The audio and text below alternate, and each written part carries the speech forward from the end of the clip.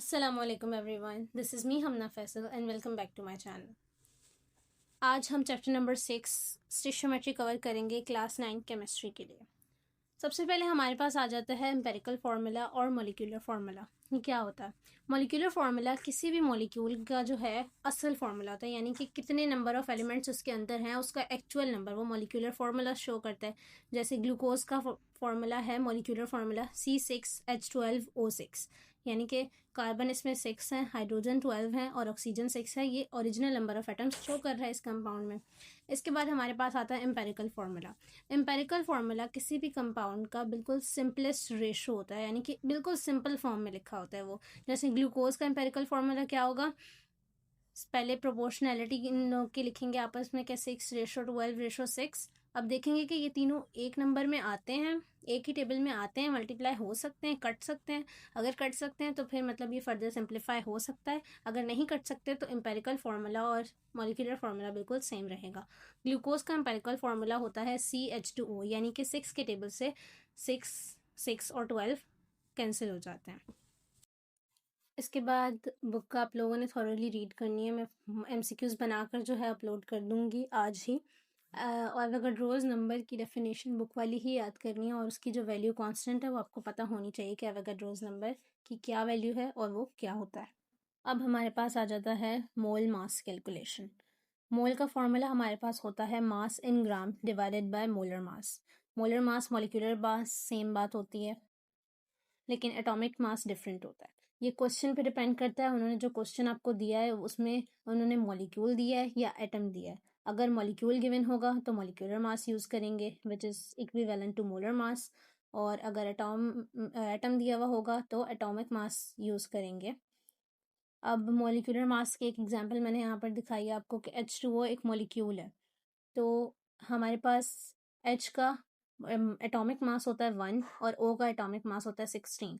Molecular mass में हम atomic masses को जितने नंबर ऑफ एटम उस एलिमेंट के इस मॉलिक्यूल में मौजूद होते हैं उससे मल्टीप्लाई करा देते हैं। H2O में 2 हाइड्रोजन थे और इसका एटॉमिक मास 1 होता है, तो 2 को 1 से मल्टीप्लाई कराया। प्लस ऑक्सीजन का एटॉमिक मास 16 होता है और इस H2O के मॉलिक्यूल में ऑक्सीजन सिर्फ एक था, तो 16 को 1 से मल्टीप्लाई कराया है। तो 2 1 2 एंड 16 1 16, 2 + 16 इज इक्वल टू 18। तो मॉलिक्यूलर मास H2O का हमारे पास आ गया 18 ग्राम। ग्राम पर मोल होता है इसका यूनिट। उसके बाद एटॉमिक मास हमने N2 का निकाला।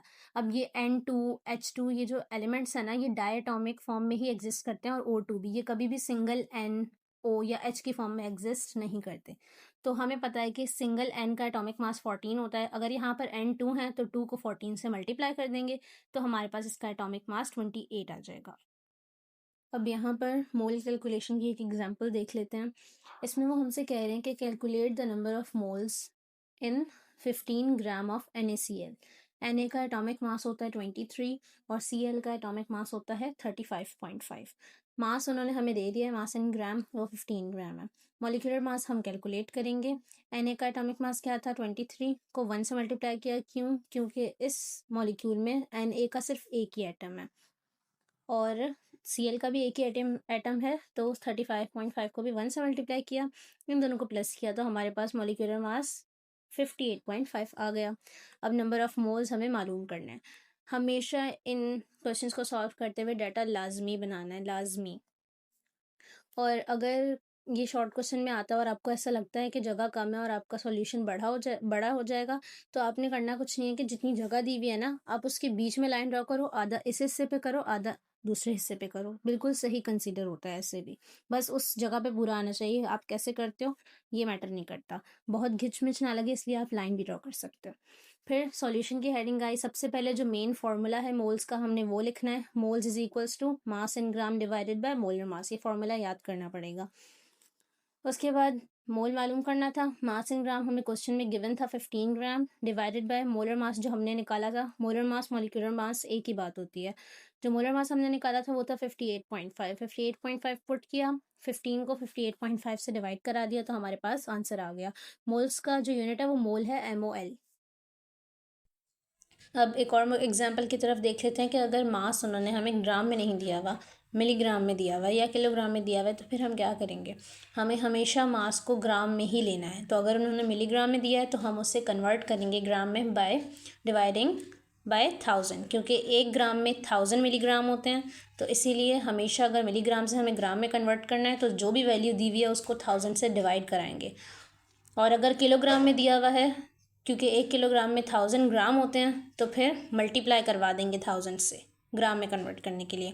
अब इस क्वेश्चन में उन्होंने हमसे कहा है कि 250 मिलीग्राम्स ऑफ एस का एटॉमिक मास होता है 32। यूजुअली जब हम इसे कैलकुलेशन वगैरह में यूज़ करते हैं तो हम इसे सिंगल एटम एस ही लेते हैं, S2 नहीं लेते, ये डायटॉमिक में एग्जिस्ट नहीं कर रहा है इस तरह से। तो मास जो हमें गिवन था वो 250 मिलीग्राम था। जैसे हमें पता है कि 1 ग्राम में 1000 मिलीग्राम होते हैं, तो हमने 250 को 1000 से डिवाइड करा दिया, तो हमारे पास मास इन ग्राम आ गया 0.25। फिर एटॉमिक मास जो होता है सल्फ़र का वो होता है 32। तो 32 लिख दिया हमने। नंबर ऑफ़ मोल्स हमें कैलकुलेट करने हैं, डाटा लाजमी बनाना है, नीट एंड क्लीन काम होना चाहिए। ये एटॉमिक मास है क्योंकि ये एटम था, हमारे पास मॉलिक्यूल नहीं था। अब moles is equals to mass in gram divided by molar mass. Molar mass की जगह पर मॉलिक्यूलर मास एटॉमिक मास ही लिखते हैं हम। ये हमारे पास जो क्वेश्चन गिवन है उस पर डिपेंड करता है। उसके बाद मास जो हमने कैलकुलेट किया था वो था 0.25, और एटॉमिक मास जो हमने निकाला था वो 32 था। 0.25 को 32 से डिवाइड किया तो 0.0078125 आंसर आया।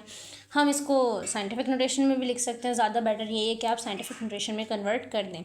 तो जिस तरह हमने डेसिमल को पहले फर्स्ट नॉन ज़ीरो डिजिट के बाद लगाना होता है, तो इस वैल्यू में फ़र्स्ट नॉन ज़ीरो डिजिट 7 था, तो डेसिमल पॉइंट को हम 7 के बाद जाके लगा देंगे।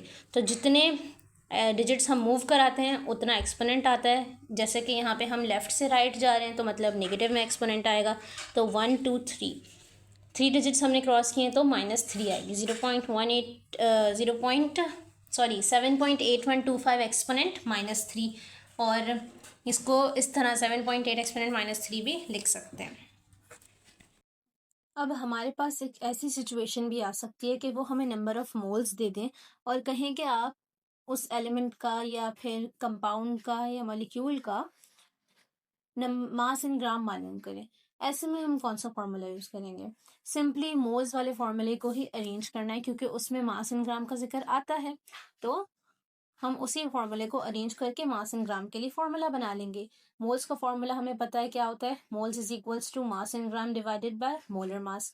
जो चीज़ हमें मालूम करनी होती है उसे हम इज इक्वल्स टू के एक तरफ रख लेते हैं, और जो बाकी चीज़ें होती है उसको हम दूसरी साइड ले जाते हैं। तो इस फॉर्मूले में मास इन ग्राम को आइसोलेट करने के लिए, अकेला करने के लिए, हमें मोलर मास को यहाँ से मूव कराना पड़ेगा। अब हमने देखा कि मोलर मास यहाँ पर डिवाइड हो रहा था मास इन ग्राम से, तो इसका मतलब जब ये इज इक्वल्स टू की दूसरी साइड जाएगा तो जाकर मल्टीप्लाई हो जाएगा। तो हमारे पास क्या बना, molar mass multiply by moles is equals to mass in gram. तो इसे अरेंज फॉर्म में लिखा हमने तो बन गया mass in gram is equals to molar mass multiply by moles. Simply हमने इसको उसी फॉर्मूले से अरेंज कर लिया, हमारे पास फॉर्मूला बन गया मास इन ग्राम कैलकुलेट करने का। अब अगर हमें इन्होंने एक प्रॉब्लम दी है कि calculate mass of following 4.5 moles of H2SO4। अब हमने सबसे पहले डाटा बनाना है। नंबर ऑफ मोल्स कितने गिवन है H2SO4 में, 4.5 मोल। मॉलिक्यूलर मास हम इसका कैलकुलेट करेंगे। हमें पता है हाइड्रोजन का एटॉमिक मास 1 होता है, ये गिवन होगा क्वेश्चन पेपर में। सल्फर का 32 होता है और ऑक्सीजन का 16 होता है। अब हाइड्रोजन H2SO4 में 2 थे, तो 2 को 1 से मल्टीप्लाई किया, फिर प्लस सल्फर एक ही था तो एक को 32 से मल्टीप्लाई कर दिया, और ऑक्सीजन 4 थे तो 4 को 16 से मल्टीप्लाई किया। जब इन सब को सम किया, इनको ऐड किया, तो हमारे पास मॉलिक्यूलर मास आ गया 98 ग्राम। ठीक है, ग्राम पर मोल होता है वैसे इसका यूनिट। फिर नंबर ऑफ मोल्स हमें मालूम करने थे तो वो भी लिखेंगे हम यहाँ पर। फिर सॉल्यूशन पे आ जाते हैं। हमें सबसे पहले मेन जो फॉर्मूला होता है ना वो लिखना होता है। यहाँ पर भी मैं लिखना भूल गई हूँ, लेकिन सबसे पहले आपने मेन फॉर्मूला मोल्स वाला लिखना है। Moles is equals to mass in gram divided by molar mass. उसके बाद अरेंज्ड फॉर्मूला लिखना है कि mass in gram is equals to moles multiply by molar mass. तो मास इन ग्राम हमें मालूम करना था, मोल्स की वैल्यू हमें 4.5 दी हुई थी, मल्टीप्लाई बाय मोलर मास हमने कैलकुलेट किया था 98। जब इन दोनों को हमने मल्टीप्लाई किया तो हमारे पास आ गया 441 ग्राम, की हमारा मास इन ग्राम आ गया। अब हमारे पास आती है कैलकुलेशन ऑफ मोल पार्टिकल, यानी कि number of particle, number of atom या नंबर ऑफ मॉलिक्यूल्स, ये तीनों सेम चीज़ हैं।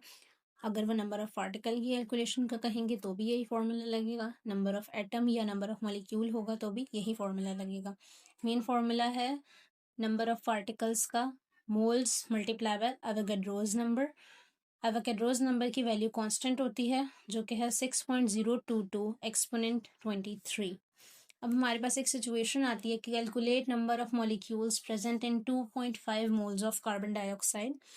तो सबसे पहले हम डाटा बनाएंगे कि number of moles in CO2 is equals to 2.5 mole. Avogadro's number की वैल्यू क्या होती है वो लिख देंगे और फिर number of molecules is equals to question mark. Solution में सबसे पहले मेन फार्मूला आएगा कि number of molecules is equals to moles multiply by Avogadro's number. फिर वैल्यूज़ पुट करेंगे, मोल्स की 2.5 है हमारे पास और एवोगैड्रोस नंबर है 6.022 एक्सपोनेंट 23। जब इसको सॉल्व किया हमने तो हमारे पास आ गया number of molecules is equals to 15.55 exponent 24। अब कैलकुलेटर में एक्सपोनेंट वाली वैल्यू को कैसे सॉल्व करते हैं? अब हम यहाँ पर एग्जांपल उसी के ले लेते हैं जो हमने भी न्यूमेरिकल सॉल्व किया था कि 3.4 को हमें मल्टीप्लाई कराना था एवोगैड्रोस नंबर से। तो सिंपली हमने दबाया 3.4 मल्टीप्लाई हो रहा है एवोगैड्रोस नंबर से, मल्टीप्लाई दबाया 6.022। अब एक्सपोनेंट के लिए हमारे पास ये डेसिमल के बराबर में एक सिंबल होता है इस तरह का, और कुछ कैलकुलेटर्स में इस सिंबल की जगह पर EXP भी लिखा हुआ होता है, दोनों की सेम बात है। इस जो भी लिखा हो EXP है यही सेम सिंबल, इसे क्लिक करना है और उसके बाद जो भी एक्सपोनेंट की वैल्यू है वो कैलकुलेट करनी है। इज इक्वल्स टू करेंगे, बिल्कुल सही आंसर आएगा। अब आगे बढ़ने से पहले मैं एक बात क्लियर करना चाहती हूँ कि कब हम सिंपली NH और O यूज़ करते हैं क्वेश्चन में, यानी सिंपली उनका एटॉमिक मास, और कब हम उन्हें N2H2 और O2 के फॉर्म में यूज़ करते हैं। जिस तरह क्वेश्चन कहता है हमने उसी तरह करना है। अगर क्वेश्चन में गिवन हो कि हाइड्रोजन एटम, नाइट्रोजन एटम या ऑक्सीजन एटम, तो सिंपली H, N और O हम यूज़ करेंगे, यानी सिंपल उनका एटॉमिक मास ही हम यूज़ कर लेंगे। लेकिन अगर वो क्वेश्चन कहता है कि hydrogen gas, nitrogen gas, oxygen gas, तो हमेशा N2, O2 और H2 यूज़ करेंगे। हाइड्रोजन गैस हमेशा H2 के फॉर्म में ही एग्जिस्ट करती है, नाइट्रोजन गैस हमेशा N2 की फॉर्म में, और ऑक्सीजन गैस हमेशा O2 की फॉर्म में ही एग्जिस्ट करती है। इसलिए इस पॉइंट को याद रखना है। अगर पीछे कोई न्यूमेरिकल कैलकुलेट करने में मैंने गड़बड़ की है, कुछ गलत बताया है, तो उस कॉन्सेप्ट से अंडरस्टैंड नहीं करना है, ये मेन कॉन्सेप्ट है, इसे याद रखना है। अब हम एक और न्यूमेरिकल प्रॉब्लम देख लेते हैं। इस तरह भी दे सकते हैं पेपर में वो कि calculate number of atoms in 3.4 moles of nitrogen atom. अब उन्होंने मोल्स हमें दे दिए नाइट्रोजन एटम में, हमने वो डाटा में सबसे पहले लिख लिया। फिर हमें एवोगैड्रोस नंबर पता है, number of atom, number of particle, number of molecules calculate करने के एवोगैड्रोस नंबर चाहिए होता है, ये याद रखना है। उसके बाद नंबर ऑफ एटम्स मालूम करने थे। सॉल्यूशन में हमने मेन फार्मूला लिखा, number of atoms is equals to moles multiply by Avogadro's number.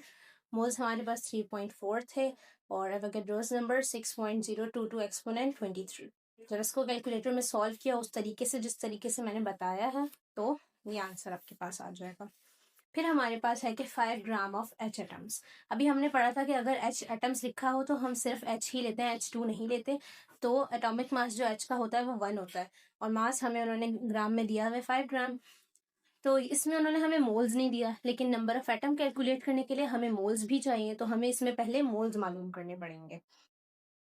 अब इसका सॉल्यूशन देख लेते हैं कि सबसे पहले मेन फार्मूला हमने लिखा, number of atoms is equals to moles multiply bye Na Avogadro's number होता है। सबसे पहले इस वाले प्रॉब्लम में हमें मोल्स मालूम करने पड़ेंगे। हमने मोल्स का फॉर्मूला पढ़ लिया है, हमें पता है moles is equals to mass in gram divided by molar mass. Mass in gram हमें क्वेश्चन में गिवन है, मोलर मास भी हमने कैलकुलेट कर लिया। तो मास इन ग्राम था 5 और मोलर मास 1, तो मोल्स भी हमारे पास आ गए 5। अब नंबर ऑफ एटम्स का फॉर्मूले में मोल्स की वैल्यू को पुट कर देंगे। Number of atoms is equals to moles into Avogadro's number. Moles हमारे पास 5 थे, तो 5 मल्टीप्लाई बाय 6.022 एक्सपोनेंट 23। ये कैलकुलेटर में जो है सॉल्व करना है, तो हमारे पास आंसर आ जाएगा 3.011 एक्सपोनेंट 24। अब एक और सिचुएशन भी हमारे पास आ सकती है कि वो हमें नंबर ऑफ एटम्स दे दें या number of particle, number of molecule, और हमसे कहें कि आप मास फाइंड आउट करें। हमें ये स्टेटमेंट पढ़ के अंदाज़ा हो जाएगा कि इसमें कौन सा फार्मूला लगेगा। अगर नंबर ऑफ़ एटम्स गिवन है तो 100% नंबर ऑफ़ एटम्स वाला फार्मूला ही लगेगा, जो कि है मोल्स इनटू Na। तो सबसे पहले हम डाटा बनाएंगे। Number of atoms of iron given है क्वेश्चन में, हमने लिख लिया। फिर एवोगाड्रोज नंबर यूज़ होता है इस फार्मूला में, तो हमने डाटा में एवोगाड्रोज नंबर की वैल्यू बता दी। अब क्योंकि हमें उन्होंने मास मालूम करने को कहा है और इस फार्मूला के अंदर मोल्स यूज़ होते हैं, तो मोल्स का फार्मूला फिर से हमने अपने दिमाग को थोड़ा सा रिवाइंड करना है, ब्रेन में हमने क्या क्या पढ़ा था। तो मोल्स का फार्मूला होता है mass in gram divided by molar मास।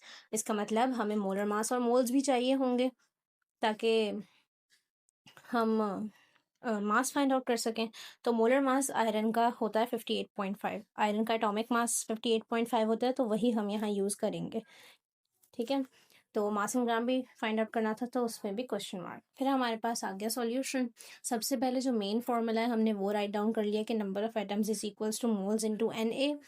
अब इस फॉर्मूला को अरेंज कर रही हूँ मैं, और ये अरेंज जिस तरह मैंने किया मैंने आपको शो कर दिया, वहाँ पे ये सब लिखना ज़रूरी नहीं है, आप डायरेक्ट अरेंज्ड फॉर्मूला लिखेंगे।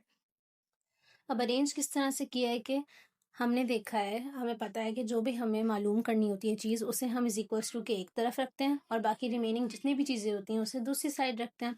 अब यहाँ हमें मास को आइसोलेट करना है, अकेला करना है, और बाकी सबको दूसरी साइड लेके जाना है। सबसे पहले हमने देखा कि ये मोलर मास यहाँ पर मास इन ग्राम से डिवाइड हो रहा था। हमने कहा कि पहले इसको दूसरी तरफ लेके जाते हैं। जब ये यहाँ डिवाइड हो रहा है तो जाकर नंबर ऑफ एटम से मल्टीप्लाई होगा। तो ये हमारे पास आ गया number of atom multiply by molar mass is equals to mass in gram multiply by Avogadro's number. अब मास को आइसोलेट करना है, अकेला करना है, तो एवोगाड्रोज नंबर जो उसके साथ मल्टीप्लाई हो रहा है उसे हम इस तरफ ले आए, और क्योंकि वो वहाँ मल्टीप्लाई हो रहा था तो इज इक्वल्स टू के इस तरफ आकर वो डिवाइड हो गया। तो number of atoms multiply by molar mass divided by Avogadro's number आ गया is equals to mass in gram. तो अरेंज्ड फॉर्मूला हमारे पास बन गया mass in gram is equals to number of atoms multiply by molar mass divided by Avogadro's number. अब हमने values put की। नंबर ऑफ एटम्स हमारे पास क्या गिवन थे, 3.24 एक्सपोनेंट 18। मल्टीप्लाई किससे हुआ, मोलर मास से। मोलर मास आयरन का था 58.5 divided by Avogadro's number. Avogadro's number की वैल्यू हमारे पास होती है 6.022 एक्सपोनेंट 23। ये वैल्यूज हमने पुट कर ली। अब सबसे पहले 3.24 को हमने 3.24 एक्सपोनेंट 18 को हमने मल्टीप्लाई कराना है 58.5 से।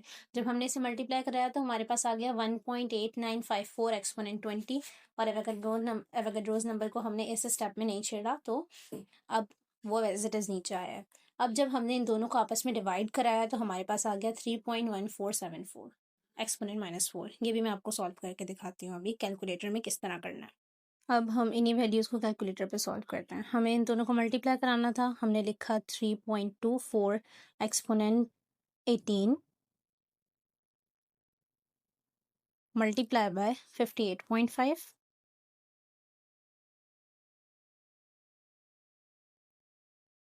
तो हमारे पास ये आंसर आ गया 1.8954 एक्सपोनेंट 20, ये हमने यहाँ मेंशन कर दिया, और डिवाइडेड बाय 6.022 एक्सपोनेंट 23।